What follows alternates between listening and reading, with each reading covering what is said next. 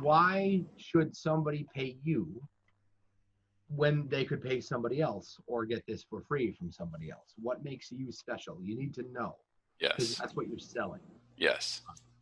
Exactly. For me, I'm selling an absolutely custom table. I will do whatever it is you pay me to do, and I Yep. will not do whatever it is you don't pay me to do.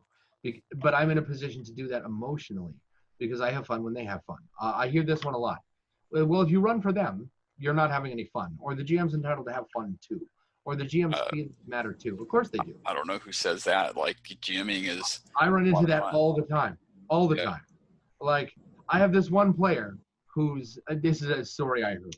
I have this one player who's kind of, he's kind of being a jerk. Like, he's kind of being an ass. He's not ruining anybody's fun. Nobody seems to care. I talk to the other players about it. They don't even notice. What do? You shut the hell up. If you're the only one with a problem out of a group of 4 people, you don't have a problem. Stop talking.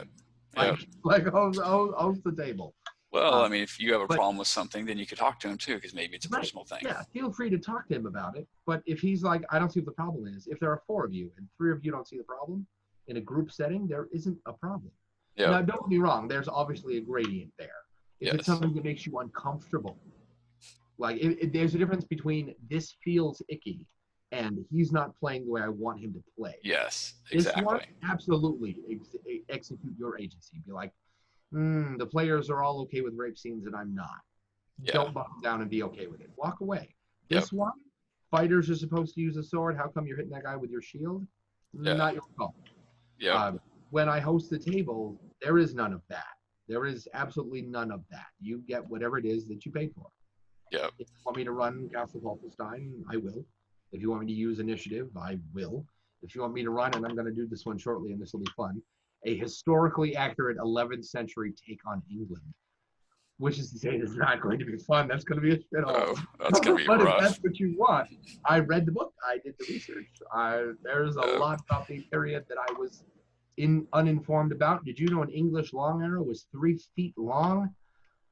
Holy crap. I'm a big fat dude, and that's wider than, like, that would poke through me on both sides. Yes. That is terrifying. Well, if you think Game of Thrones is, read the history of England between 1000 and about 1500. That was rough. That makes Game of Thrones look pleasant. Yeah. Makes Game of Thrones look like a Mickey Mouse cartoon. Yeah, yes. Like it's rough. Yeah. So I'm sorry, where were we on that? I think you answered that. Just like tips you have for getting started, basically. Oh, yeah. Set your price point. Be pretty rigid about it. Go to where the people are.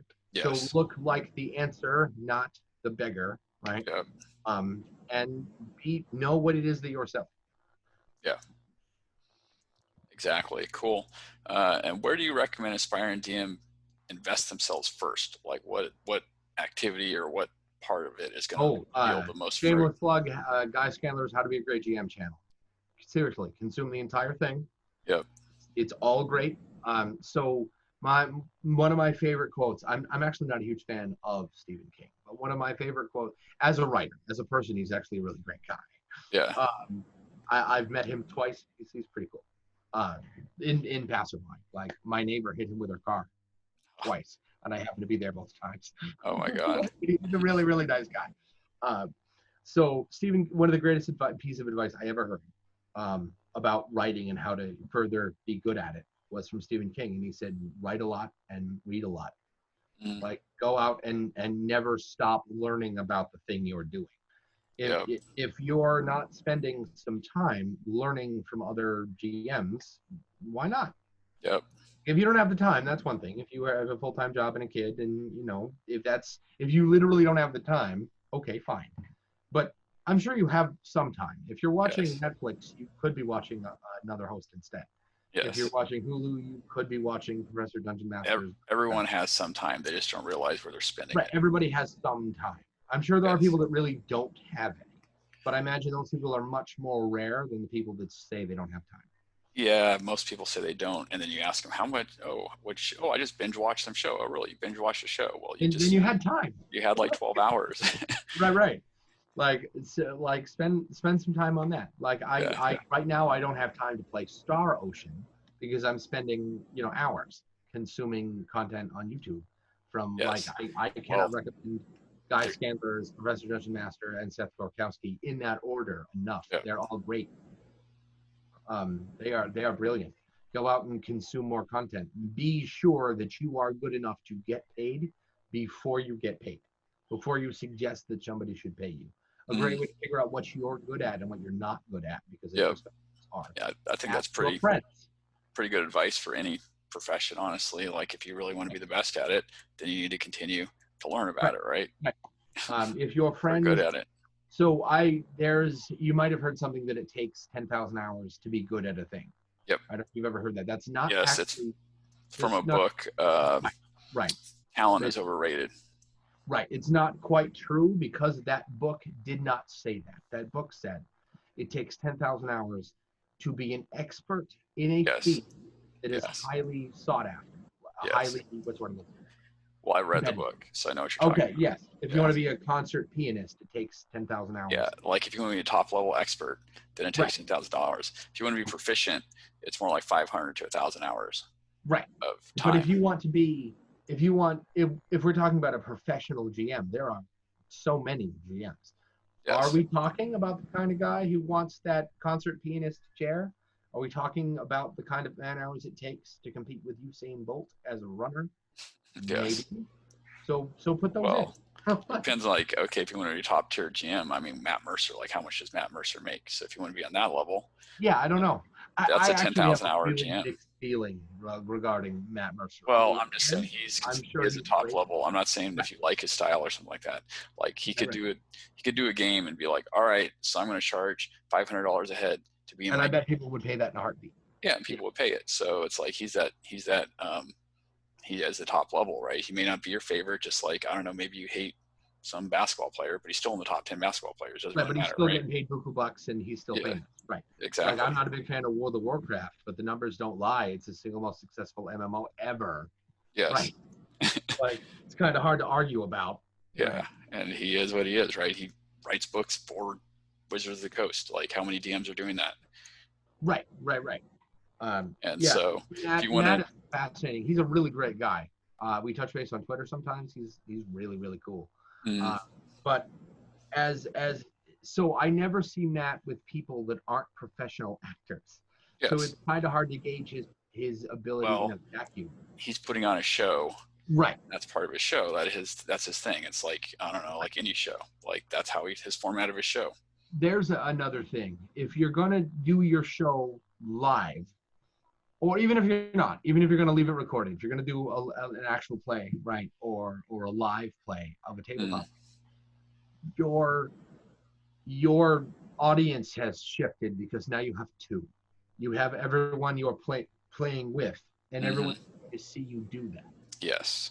And that's something to consider if you're going to do that, because your players, if they know, and you shouldn't record it without telling them, if they're going to know, that's going to change their psychology a little bit. Well, they need to put on a show too. So now it becomes a show. Right. It's not just a game; it's a show.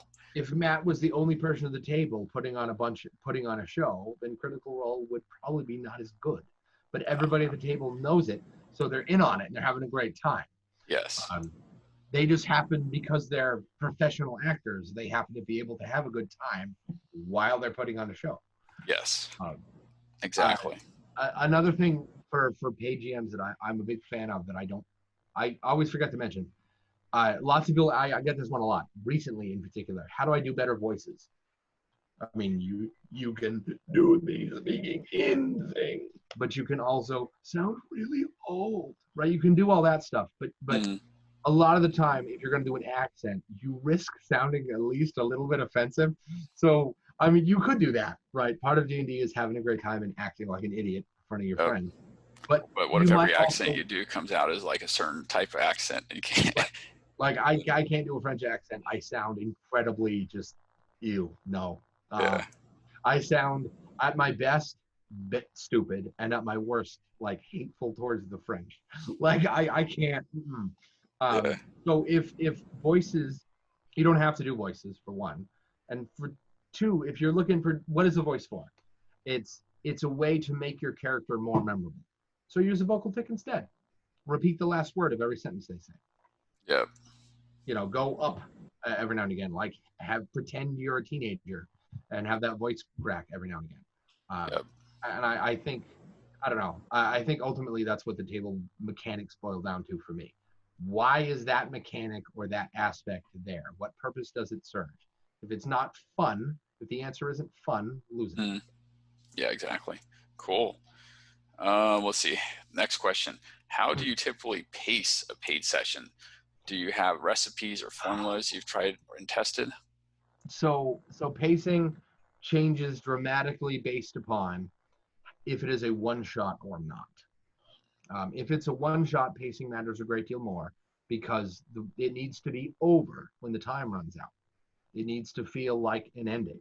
If your players after that are super excited to hire you again, and they want to use the same characters in the same setting and essentially turn it into a campaign, cool. I mean, good for you. But make sure this one wrapped up first, and then just be prepared to roll into the next one. Yeah. So